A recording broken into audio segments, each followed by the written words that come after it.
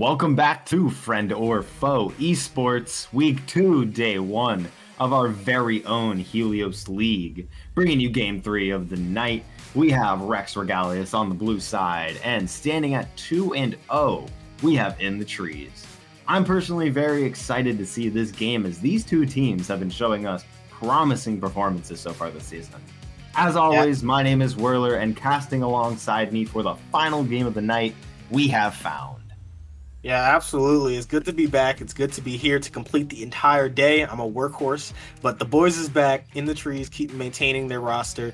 And honestly, the draft is coming out extremely fast, so there's not going to be much time. But already locking in the Helios Thresh, that is the bot lane combo to smash the enemy lane. And I'm really excited to see Kenny Hammerspike and Fish Magus play that. Fish Magish and Kenny Hammerspike have been fan favorites of mine on In the Trees.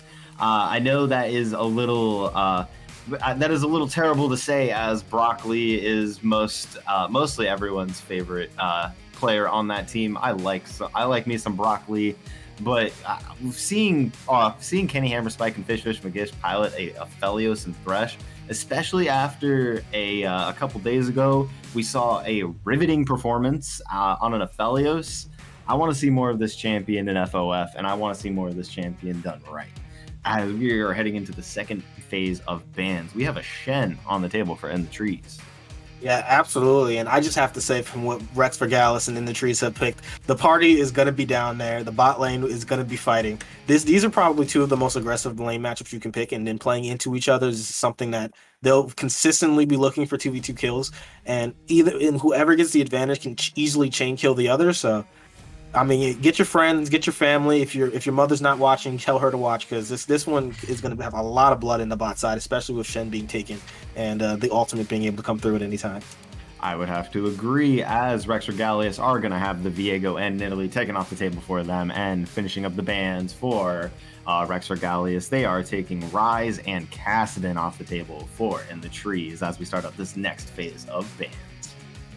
Yeah, absolutely. Late game mages being taken off. Rex Regalis doesn't want to allow Evolve Noob to have those easy scaling options, especially since that's more so the avenue that they're going to be looking for, with Xin Chao being locked in. That's their early game jungler that's going to be trying to accelerate one of these lanes.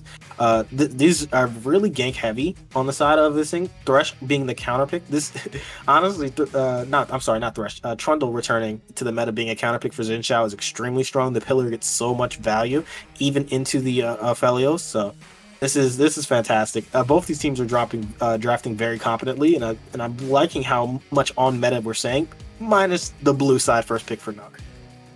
Definitely, I definitely have to agree with you on that, and for how amazing this draft is so far in terms of comp, and they seem to have some things planned out on both sides. As fast as this draft is coming out, these champions I'm excited to see. And it is gray screened a little bit. That might be a bug on the drafting end, but it is Vel'Koz being drafted in for Rex Regalius to finish off their comp. And that is an interesting champion to tie in their comp with. I have yet to see a Vel'Koz, I think, in this season thus far. I'm excited to see that champion, because for some reason, people who play Vel'Koz, the small group of mains that play that champion are just so good at it. So I'm excited to see if Zen, assumingly if it is a mid Vel'Koz, pull off a very, very nicely executed Vel'Koz this game, as Victor is going to be responded with for In the Trees, concluding the fastest draft I have ever seen on FOF. Yeah, I'm really excited to see how this mid lane matchup is going to play. The mid bot 2v2 is probably good. Be where this game is decided. I don't expect much action to happen in the top lane unless Broccoli is just getting solo killed by Joshi, or the other way around. But this is going to be a fantastic game, and I cannot wait to get started. And frankly, as soon as this transition starts, it's the final game of the day, and the hype is ready, because In the Trees has really been snowballing these games. And let's see if Rex Regalis is going to be the first team to give him a challenge. And before we get too far into this game, I do want to ask, who are you predicting to win in this game? 30 seconds until I gotta stick with my boys. The tree, they're always in the trees, man. Their heads are in the trees, but I have faith that they picked a composition that I'd be extremely confident in their ability to execute. Other than this mid lane matchup, which can be quite difficult for Evolved Noob to just kind of outskill Zenzen in this the Vel'Koz matchup, the range advantage is really quite on the Vel'Koz's side. But other than that, we'll see, because I expect everything to have to go through this bot lane, and if these junglers aren't playing around this bot lane, that's a mistake, which is kind of may prove me wrong since Brock Lee is pathing towards top. Definitely so. Brock Lee is actually not going to be the top laner for this game. They have swapped it up a little bit, I would like to mention. Fish Magish is going to be piloting the Shen in the top lane. That is their usual support player. Taking it up to the top lane, Brock Lee, who is usually their top laner, is going to be jungling. And Bo Explode himself is piloting the Thresh in this game, ladies and gentlemen. We are kicking it off. And in the mid lane, Zen already doing us proud by landing a Q on the Vel'Koz. Onto the Victor, starting off the trading really well. I'm excited to see this Vel'Koz being played as bot lane starts for the red side and a top lane solo start for the Trundle. Yeah, absolutely. This is fantastic to see in the trees pull out some versatility, some changes. Bo Explode returning to the support role. He hasn't been down there since he was on KCN. I mean, he came out from when he started jungling last in season 2. He was phenomenal. He was the person who just kind of really made In the Trees the team that they are. And seeing him return to support role is going to be quite nice to see if he still has those high level support mechanics that Thresh can sometimes require.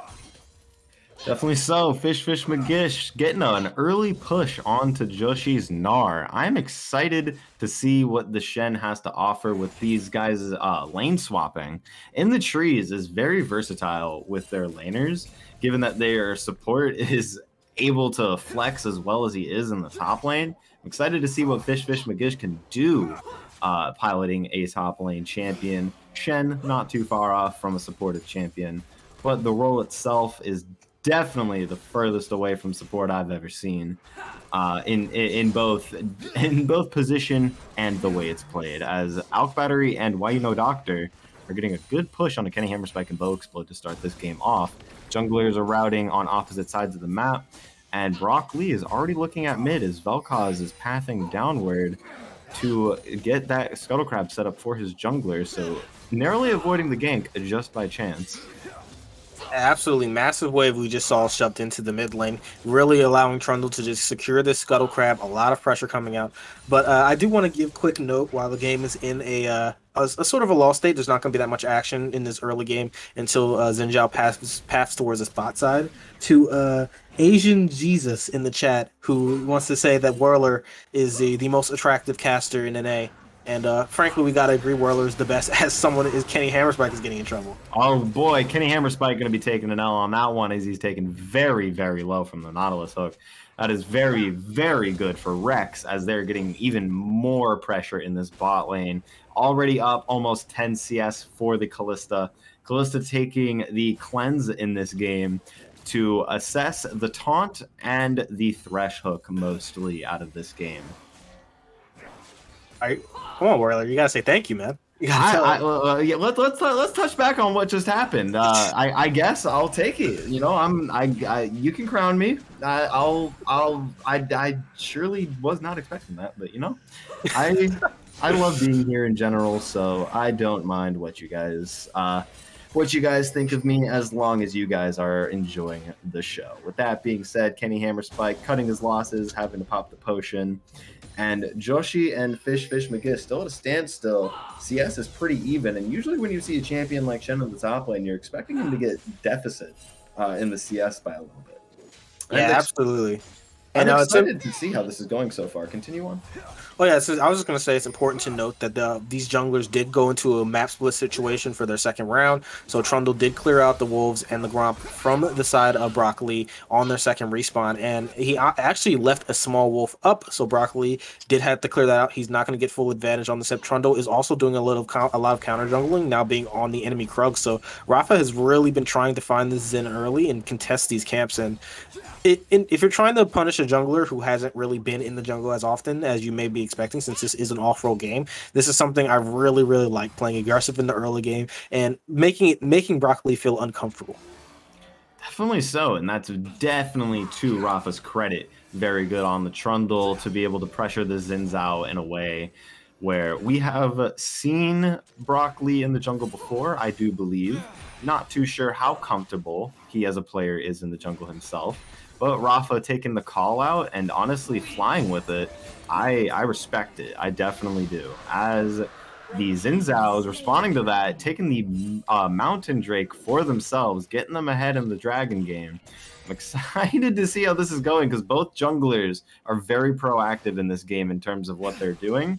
We'll see which one ends in a result that gives their team an edge. As FFS4 pushing another wave in on the Gnar, now 10 CS up. A little bit less than that as we see the wave crash into Gnar, see if he can pick up a few for himself.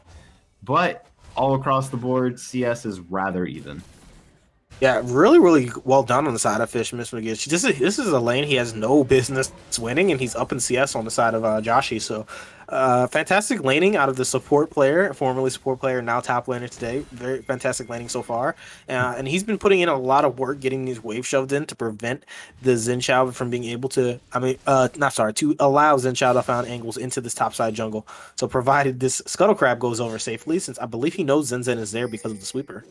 Yes, he does. Zen did get spotted out from the sweeper. Brock Lee getting the smite onto the Scuttle Crab to secure that form, but FFS4 getting an ulti onto Brock Lee to get in there. The flash taunt is going to connect. Zen is in a world of trouble. No flash. He might as well go down, and that's going to be 400 gold going to FFS4 to secure that first blood. Absolutely, very good uses of the Shen ultimate. They knew they had level 6 available with that wave resetting, so Shen is going to get a free teleport back to lane also, so he's going to actually catch this wave when he otherwise would have had to walk back in. So good usage of the aggressive ultimate, and that was able to punish with a first blood, with now Brock Lee looking for a flash hook. Definitely so. Not gonna connect as the flash from Bow Explode has been expended. Joshi in the top lane. Joshi is not looking too happy now that his Shen, who has been pressuring in CS pretty well for Shen, now has a first blood in his pocket. See if the Gnar is able to come out ahead after lane phase, as those two have a heated battle in a way that you would never expect. Yeah, this is really well done, especially if you take notice of how Evolved Noob is playing this mid lane matchup. He's maintaining the wave control. He's not allowing Zen to get free pushes into the tower, which is really what Vel'Koz wants to get, so he can stay out of vision and look for multiple Qs out of range. So, honestly, most of these lanes are shaping up to be quite even, except this bot lane where Battery and the Doctor is in the house, really putting down a lot of pressure and giving room for a CS advantage for the side of this Kalista. And Trundle looking for some fighting in the bot lane, as he is here to back up Alk Battery and Why You Know Doctor. Don't really expect too much to come out of this. However, the pressure given is going to be immense, as the taunt is going to land on Joshi. Joshi to get in the double E out of there, as FFS4 laying down the pressure in this top lane. And Why You Know Doctor finding himself a Brock Lee. Brock Lee forced to expend the ulti, but it's not going to be enough. Rafa is going to pick up the kill, and that's going to even it up on terms of the scoreboard. They're going to get themselves a blue buff. Dragon not up yet for another minute and 35, but that is still 300 gold that you like to see. Yeah, absolutely. And one of the things I've been most impressed with both these teams is how they play their early game extremely intelligently. They're not doing things that are unnecessary the majority of the time, and you just saw how they utilize bot pressure to allow themselves to look for an invade, found the enemy jungler out, and got pressured down. That's one of the things that good teams will do, and honestly, it's the way you punish a jungler for going to their weak side, and Brock Lee fell victim to it, and Trundle has now gotten a little bit of advantage, and Trundle getting ahead is extremely dangerous because his ultimate gets so much value against both the Xin Zhao and the Shen. Very true, very true. Let's see if that can come into play later in this game, as Trundle has yet to do his recall just yet. He's out for more, and he's starting up the Ripto, looks like, in the top lane. Meanwhile, in the bot lane, Bow Explode getting jumped on, having to bust out the box. But will the box be enough to stop Alk Battery from laying all of those spears into him?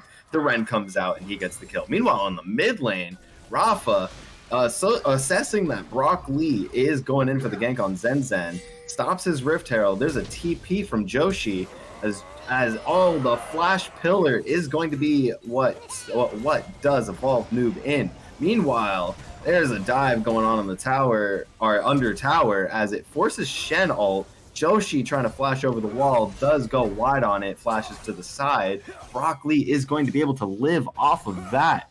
And that is still that is still Rex pulling out ahead on that trade. Yeah, Rex just executed a bunch of aggressive plays back to back. The Rafa on this Trundle has been playing extremely well. Beautiful pillar on the Evolved Noob, making it so that he had literally nowhere to walk. It basically was a stun. So Rafa is really taking over this game, and him finding avenues of pressure in matchups where generally Trundle can struggle to gank early is really, really big. And this bot side has become a kind of a black hole of pressure for the side of Rex, constantly being able to punish. Yeah, constantly be able to. There was no vision on that Rift Herald, by the way. Shen was just menacingly standing there. Oh, he was just doing it. Oh, I mean, I don't know. Maybe he was going to taunt, hit the eye, and get the steal. That's only. But there's a big fight getting ready to set up. This is Rex moving over, and they do have the numbers. Definitely so. Dragon does go over to the red team on this one. That's going to make 2 dragons for in the trees. They're heading down to the bot lane to hopefully pressure up Alk Battery, who is standing alone right now. But in the mid lane, the Rift Herald is getting dropped. Shelly has appeared, and we are ready to take the first tower of the game for Team Rex, as they are going to try to get the second charge onto the tower.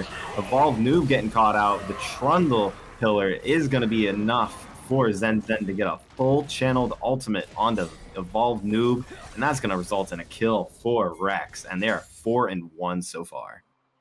Jesus, Rafa is everywhere today. Finding another pick with these immobile champions that we've been seeing so much. Victor basically has his only survivability is the move speed he gets from his Siphon Strike. So just finding these pillars and again punishing the mid laner of INT has given them a massive advantage. And not only is the gold almost at 3,000 already, they took their first tower is the most important tower in the game. Getting the mid lane tower down early makes it so difficult for INT to play, because now both sides of the jungle can easily be pressured by either the support or jungle, who is already in an advantageous matchup. And bot lane looking to get some more platings for their team, as Alk Battery narrowly dodging the hook. Very well played by the Callista to be able to get out of that one, as they pick up another 160 gold collective. And Evolve Noob and Fish McGish pressuring up the top lane, getting Joshi out of there and helping Fish McGish push it back out, as he has established himself a 20 CS lead. What a phenomenal demonstration of versatility when you can have your support player go up top and get a massive CS lead. But here's a big dive. Oh, here's a big dive coming here. Fish McGish is not going to be able to want to TP down, because he does not have. He has the ulti at the ready, but it is going to be Evolve Noob TPing down and calling off the dive. That was enough to back Rex off. They associated that the fight was not worth it. They are going to split back up onto the map. No dive to be had just yet. But Alk Battery and Why You Know Doctor, with all this pressure they have been given in this game, Alk Battery has given himself a 20 CS lead on the Helios. Yeah, absolutely. And I think Callista is going to continually be able to push her advantage, because with the mid lane tower being down, you saw basically Zen Zen can move whenever he feels like it. And now that the teleport from Victor was forced out from the last play, and basically nothing was used besides Alk Battery using the Fate's Call to save Why You Know Doctor from the tower shots, this is really difficult to play bot lane in this situation, because your mid laner basically needs to be there to match and risk missing minions on his mid wave, or just be forced under tower while the Vel'Koz can push for free. Definitely so. Shenult still on the map, still ready to be used if any more fights break out, like we just saw in the bottom lane, to hopefully draw Rex away from any potential fights to get them even more ahead. Almost 4,000 gold lead for Rex so far. Why You Know Doctor spotting out 2 in the jungle. Not going to start anything right now, but that is a fast spaceman. Yeah, he has his Moe boots. I believe he spotted him with the sweeper. But this is just yet again, you see that the Kenny Hammer Spike and Bow Explode are going to be forced under the tower. Rafa is constantly here clearing out wards. Even if this hook Ooh. lands, this is not something that they could easily fight.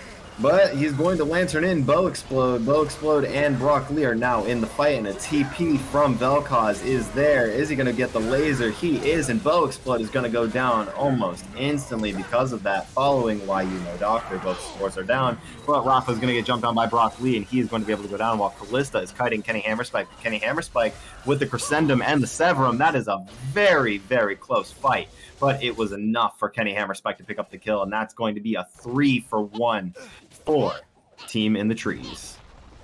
Yeah, absolutely. In the trees, finding a fight in basically an extremely disadvantageous position.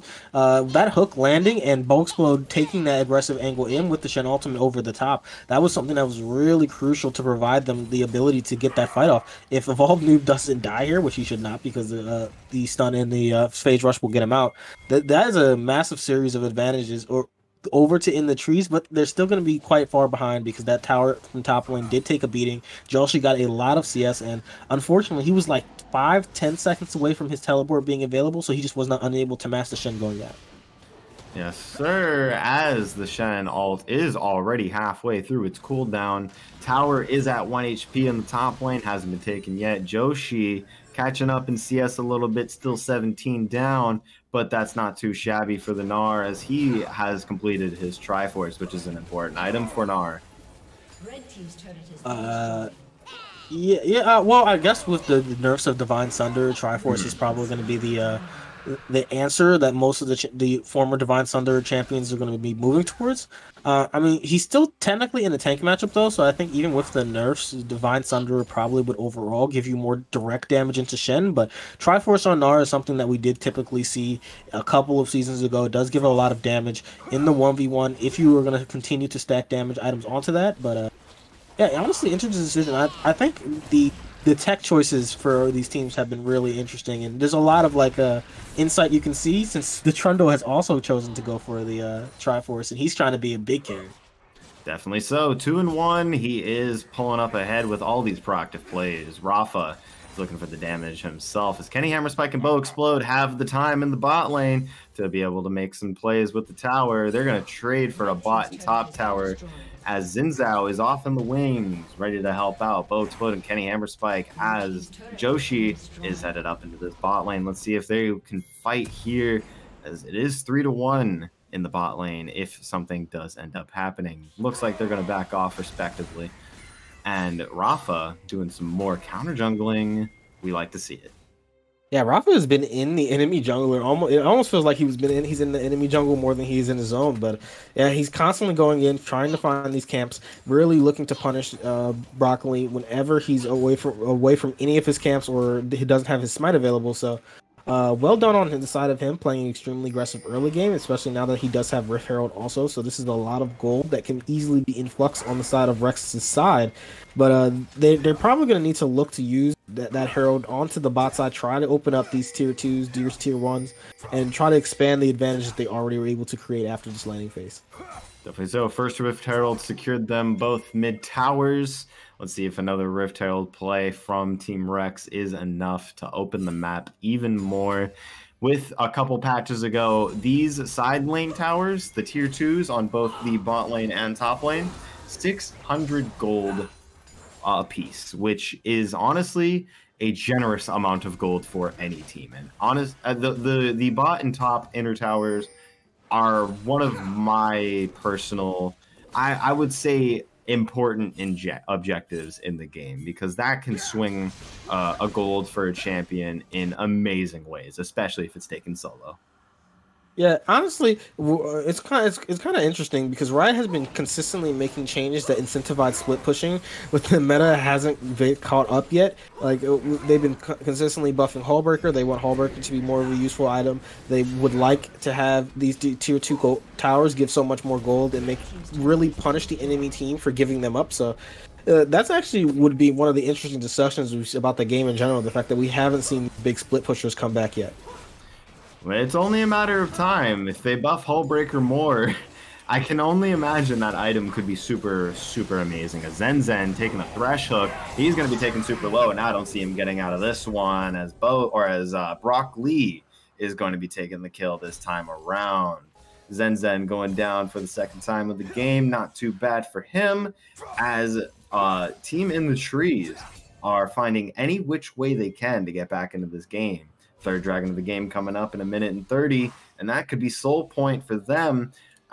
Or they could tie it up with the Dragons if Rex is able to get their hands on this cloud. Yeah, Team in the Trees has been finding opportunities with their pick to try to use that as opportunities to come back as much as possible.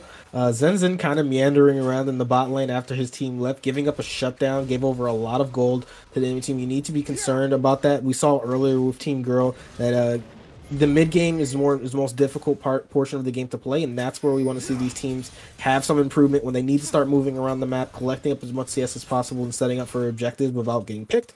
So that now that Team Rex has managed to build up a lead, that is where they're going to need to focus and prevent any more mistakes that are going to allow In the Trees to come back. And the usual Immortal Shield Bow for Alk Battery's Callista, but alternatively, on Helios' side, we have accumulated ourselves the same item. On Helios, you can go a lot of different items. I don't see Kraken too much, but Gale Force is one of the most popular that I have seen. How do you feel about Immortal Shield Bow on Helios this game? I think it's definitely the safer option. You always want to look to go for that when against a Nautilus, just because of the point-and-click CC. There's not really much avenue of counterplay for stuff like that, as there's going to be a big flash from Bo Explode, getting a 3-man play for himself, but the ulti from Bel'Kaz is going to take Bo Explode very low. Alk Battery, that Immortal Shield Bow is going to keep him alive, but why Doctor's fending for his life as well. 1 HP, low health bars on the side of Rex. They are going to survive, though, and take that kill for themselves. Dragon is up, and Brock Lee is starting it. Are they going to be able to contest this Dragon, or is this one going for In the Trees uncontested? Doesn't look like they're going out without a fight, as Joshi getting some poke to get that Mega Gnar. Dragon taken to about half as Bel'Kaz trying to get some more poke in. Fish McGish walking up, getting the taunt onto Joshi, and that's going to be the Dragon going over to In the Trees, making it soul point. But in the mid lane, that's not all over, as Alk Battery and Rafa are trying to pressure that tier 3. It is not going to result in too much, but it was a very, very good attempt to punish the Dragon, as we are indeed on soul point, ladies and gentlemen. Yeah, absolutely. So much damage came in over the top, and frankly, it's kind of lucky for Zen Zen being so close to the Thresh, but the Flay didn't land on him, so that ultimate channel came out. It was able to do enough reprisal to force them back, because that could have easily been a wipe from a beautiful engage from Bogues Explode, about an inch away from making that. Speaking of about an inch away. Yeah, Explode is this man. You give him back, throw him back on support. He is making plays extremely aggressively, not afraid to put his life in danger for his team to get advantages in. That's what we look for in support players: less roaming, but more team fight aggression. And I mean, that's the second time we've seen him flashing for an aggressive play. And that just gives more credit to the lane swaps that we have seen in this game. Both Fish McGish and Bo Explode are demonstrating great performances off role, which is amazing for a team in any form of competitive play. Having that sort of surprise or mystery behind your players is always a nice thing to have, and In the Trees are demonstrating that very well so far, as Rafa and Doctor getting some vision control in the bottom river. Potentially the final Dragon of the game coming up in about 3 minutes. Baron is on the map, and we can see clearly which team are siding there first, as Callista yet to finish the second item. That Runaan's Hurricane is super important for Callista to come online. Yeah, absolutely. 24 minutes with the Baron being available. That's where these teams are going to look to put down their advantages, put down their wards to try to set up. But historically, this In the Trees look, being able to roll swap, being able to allow their players to use their skills in other roles is something that we see a lot in this league, and it has been a huge advantage for teams that are able to do it properly. We literally just last season had a champion with Poseidon Game and roll swap 2 lanes in the finals and catch their enemy team completely off guard. So this is a skill that I would hope more teams would use to utilize in their fair, because this is something you just can't practice. Uh-oh, Brock Lee getting caught out in his own jungle, forced to pop out the ulti. Why, you know, Doctor stand on him, but Fish McGish coming in with the Stand United. Bow Explode coming in with the Hook Flay. Why, you know, Doctor's going to be taken low, but not dead just yet, as Evolved Noob gets a nice burst on Zen, traded by Brock Lee to get Kenny Hammer Spike and Why, you know, Doctor. That's a 3-for-2 trade so far, and making it 4-for-2. As Shen, Fish McGish getting a double kill for himself, and they're looking to potentially start a Baron. No smite on either side. They're going to walk away from it and head mid lane and probably get that tower. That's a great fight on either side, but In the Trees come out on top, and they're pressuring mid lane. Yeah, In the Trees is doing a fantastic job of punishing Rex for lazy setup. So when they're not properly prepared to fight, you saw that fight was basically carried completely by Evolved Noob on the side, zoning out Zen, solo killing him in the chase down, and then going behind the back and preventing any extra damage from coming through from the side of Joshi and Rafa. So this team fighting is something In the Trees has been fantastic at for every season that they've been a part of us. That's one of their main strengths, and this is something that Rex is going to need to improve on because their setups have been extremely lackluster, and they haven't been able to utilize the advantages that they were able to pull out through laning phase. And that's, while they're not out of it yet, they still are ahead in gold, but they're going to need to clean that up if they want to be able to close out this game. Fifth dragon of the game is coming up in exactly 1 minute now. Kalista does have her core build online, and Helios opting to go the Collector this game. The old lethality, not the old, but the new lethality of Helios that we have seen ever since a few patches ago when those changes were implemented. Not too sure how good this build is exactly in this game specifically over Lord Dominic's regards. Definitely excited to see how they're able to perform with it. As Bow Explode gonna get hooked in by the Nautilus, getting the Stand United hook going wide, is going to stay alive, and a TP from Joshi is here as Dragon comes up in about 20 seconds. Brock Lee gonna get engaged on by him, getting slowed from the Nara W passive. This is gonna be enough to give Rex sort of an edge in this fight with two members taken down to half HP. Zinza with a red buff is going to be able to regen back up. Let's see how these teams play this one out as Dragon is coming in. And the hook onto Why You Know Doctor and a TP from Evolved Noob is going to start off this fight. But a beautiful Vel'Koz ult is going to take out 3, and that is going to be Rex dominating that fight super quickly. Not even a second wasted as they're going to be going for the second Cloud Drake of the, for their team. Yeah, absolutely. Very intelligent setup from the side of Rex. Look at this. They have a pink port in the corridor, making it so that they're not going to allow In the Trees to walk through this corridor for free. So this is something that we, even LCS teams, struggle with. So it's good to see this being demonstrated properly here. If you try to walk through this corridor, the damage is going to come out.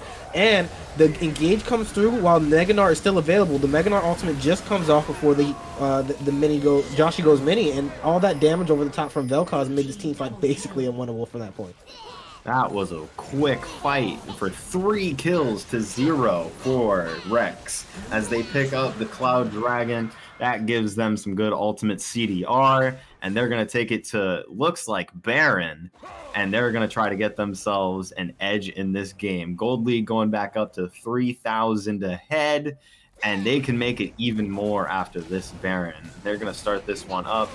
But all 3 members who have died in that fight still not up just yet. Evolved Noob and Helios are not going to be able to make it there in time. This is an uncontested Baron. Yeah, absolutely. Finding the kills, fighting the Baron. The struggle for the mid game is over at this point. They were able to find a fight at that last dragon, and that was so point. That could have been In the Trees' ticket back into the game. If they get those kills, they get that soul, and then they have opportunity for them to go for Baron. But at this point in this game, this is a lot of control Rex has managed to give themselves, and this is the point in the game where their composition is at the strongest. Definitely so. We got a very good game ahead of us, ladies and gentlemen. Baron is lined up for Rex. Core builds across the board on both sides, really. We're still looking for a second item from Evolved Noob, but that will come with time as Brock Lee also follows suit with the Sterix Gauge next. I do believe that is Sterix Gauge. Yeah, that is going to be... Yeah, that should be the stairs gauge being completed. It looks like they're gonna look for more of a 1-4 angle. You see that Joshi is with the team at the moment for this first mid-wave shove. Now, I expect him to be moving into the side lane to try to get these towers, but it looks like they're just going to aggressively try to rush down this mid tower since In the Trees is slightly out of position for this. Definitely so. They're going to be 5-on-5 in this case. Evolve Noob headed down to the mid lane to help out his team to complete the 5, but the tier 3 is going to go down to Baron Minions. Is going to be, or that's going to start the inhib push, and I don't believe that In the Trees are going to be able to defend this one. That's going to be a free inhibitor going down for them as they take it to the top lane. Yeah, really aggressive push on the side of Rex, getting that inhibitor down extremely quickly. There's still a lot of time left on this Baron, so In the Trees has a lot of time to survive. And frankly, they don't have that many good avenues of engage unless Xin Chao or Thresh is going to throw lands a hook on the backline, because the Shen ultimate is not primary engage, and letting your Xin just throw his body at someone randomly, he's only going to really hit the front line. So this siege is going to be very difficult to withstand with allowing Vel'Koz to throw up extremely long range poke from out of vision. And they are getting the Baron push onto the tier 2 top lane tower. Alk Battery pressuring them away, is very confident in this one as they're going to take it down, and that's 600 gold across 5 members. Evolve Noob off to the side, getting some poke on Rafa. Rafa is going to get the ward, and Fish Magish and Kenny Hammerspike are trying to take down this cannon, who is just laying into the tier 3. Yeah, you see Bow Explode trying to look for an angle. They need to play really aggressively if they're going to prevent this tower, because once this wave comes in, this is just going to be more damage, chipping away at this bot tower. They still have super minions to deal with in the mid wave. So now every other wave, they're trying to look in. You can see they're aggressively positioning, ready to fight, but unless a hook lands, there's not really much to do. And with this Baron expiring, that's going to be all she wrote for this power play, but that's still a lot of gold Rexus managed to secure, and they're going to be basing with at least item completions for the majority of their champions. Definitely so. Alk Battery is taking the red buff from In the Trees, denying that 100 gold, denying that red buff that Helios so wants. Despite all the action in this game, I would like to point out that the Helios has not died just yet. Yeah, Kenny Hammerspikes is one of the AD carries in the leagues we see as being very consistent. He very rarely makes these extremely punishing mistakes. His damage percentage is usually quite high also. I think he usually averages around 35 to 35% of his team's damage. So that in that case, he's doing extremely well, keeping himself safe. But in this match, there's a lot of stuff out to kill him. He's going to need to continue to play extremely well. He has red-white, so he does have the tools in his pocket, but this is a hard game for Helios to navigate. He's going to need to make sure he's getting max DPS down to allow his team even avenues to win these fights. Dragon number 6 coming up in about 30 seconds. Can Rex get the soul point for themselves, or is In the Trees going to stop the dragon fighting and give themselves soul themselves? We will not see that for another 20 seconds as it's still spawning. Getting some good poke on Bow Explode, and that might be a kill. Stand Aside having to be used to help Bow Explode from the Vel'Koz ult. And that is going to be a Thresh hook landed in onto Wino Doctor. Fish Magish and Brock Lee are already in the backline, and Alk Battery is laying in the damage on 2-2. And Brock Lee and Fish Magish are going to be going down. The dragon is up. A Joshi flashing over the wall, getting some good damage on Evolve Noob. Going to get rooted up, but it's not going to matter. Evolve Noob flashing for style, as that is going to be dragon number 3 for Rex as they take it to the bot lane. No Baron buff anymore, but that won't matter to them. They're taking it to the mid lane instead, and they're looking to potentially end this game off of 3 kills. Can they do it? It's Kenny Hammerspike and Bow Explode. Yeah, there's 3 people dead. There's no wave clear alive, so this could easily just be the game. Alk Battery is looking, the CC is landing, and that's a bunch of damage. Ooh, that's some good damage. That is not going to matter for them. No soul in this game, but 6 dragons across the board. Rex takes down In the Trees, ruins their undefeated streak, and makes themselves 2-1. That is awesome for them. Joshi, Rafa, Zen, Alk Battery, and Doctor displaying great performances there. And Joshi with a perfect game.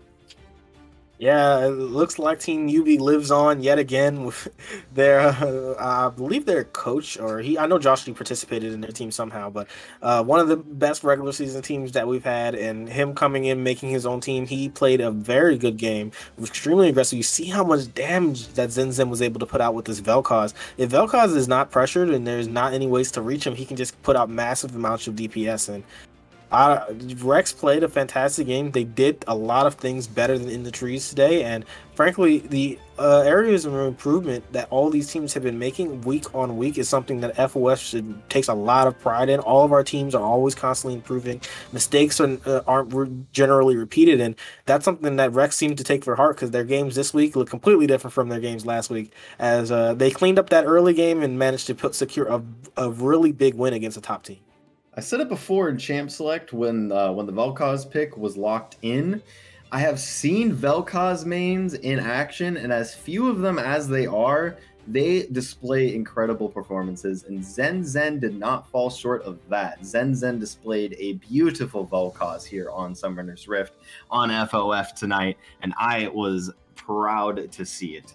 6 and 3, most damage in the game by over double. That is exceptional and something to be proud of, Zen Zen. Very, very well played for Rex Regalis as that ends off the night for games. Vote for your MVP in the chat as we move forward. Stay tuned for an interview with our winners. And from their casters over here at FOF, we wish you a great night. And to the interviewers, we go. Don't go anywhere. We'll be back.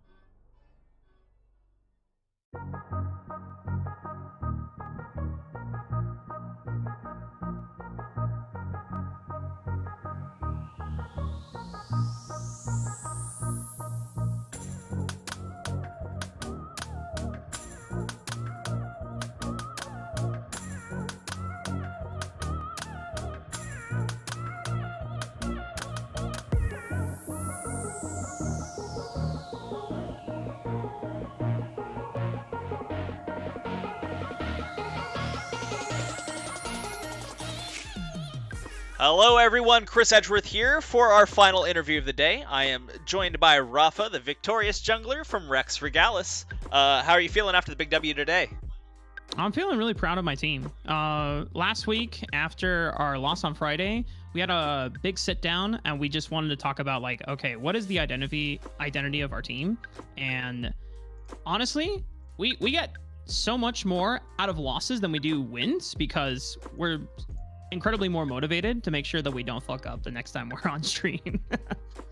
Yeah, you gotta look good, you know. You can't grieve it when you have so few opportunities to show in the regular season. You know, you could have all the scrim bucks you want, but you know, scrim bucks don't mean anything unless they turn into wins. So I think it's really awesome. True. To it sounds like your team was able to bounce back and try and talk about, you know, how do you continue to get the dubs? Because this is a team that I thought looked spicy from the beginning. You were, when I was interviewing Alk Battery the last time that he was on the desk, you know, we were talking about how you were really the third summoner spell in that game. You were just all over the map, commanding presence. And so, talk to me a little bit about this early game duel that you seem to have with Brock Lee in the jungle matchup. You on the Trundle, him on the Xin Zhao. Good trades in the counter jungling. Talk to me about this presence. Yeah, I mean, you know, it's funny that you call it a duel, but we never really met face to face. True. I purposely solo leashed myself on the top side of the map so that they couldn't get any information on where I started. So, and their bottom lane leashed. So it's like, okay, they're going to path from bot to top. So I have a clear advantage from pathing from top to bot. So I can support our Callista Nautilus lane, which we drafted specifically into the Helios Thresh lane. The funny thing about that lane is that Dimitri was like, hey guys, I know we've only played one game on that. Oh, let's fucking run it. I was like, are you sure? It's like, yeah, let's run it. It's like, okay, you know, we ran it. We didn't really like find a huge advantage in the laning phase. There's no isolated 2v2s because they played with a lot of respect to our lane, but we had so much priority through the bottom half of the map that it just allowed us to get free vision into the bottom jungle, and we just lit it up. And so anytime that Xin Zhao did path towards the bottom side of the map, we could communicate effectively like, hey, Xin's pathing bot, guys, back the fuck up. So we just played a really clean early game, and instead of like forcing unnecessary fights, we always took fights that we felt confident we had a numbers advantage on, or when Shen wasn't able to move with Stand United. So the other thing that helped us a lot is because I always knew where Xin Zhao was going to be. I could comfortably take a lot of his camps, and I know he was full clearing my camps, but him full clearing my camps on someone like Xin Zhao versus Trundle, by counter jungling, I put him effectively behind, and so he has to come up, and then his camps are not reset, and so they're behind in levels. So by the time he actually comes back and clears them, I should always be above like at least a level or two, which I don't remember if that was the case. I just knew that I was ahead in terms of pacing. You were ahead I hit level 2 levels at one point in a fight. They picked a fight on you, Bo and Broccoli, and I was just sort of like, all right. I think you did end up dying, but they like had to 3v1 you. You're out by the river. Yeah, I remember popping Subjugate for it as well, and yeah, they burned a lot. I don't remember if we actually won the fight or if we were just able to disengage and look for a re-engage afterwards, but moving from that, let's talk a little bit about it was kind of a surprise, you know, to see Vel'Koz popping up. Not a common pick, and you know, it's one of those feast or famine type champions.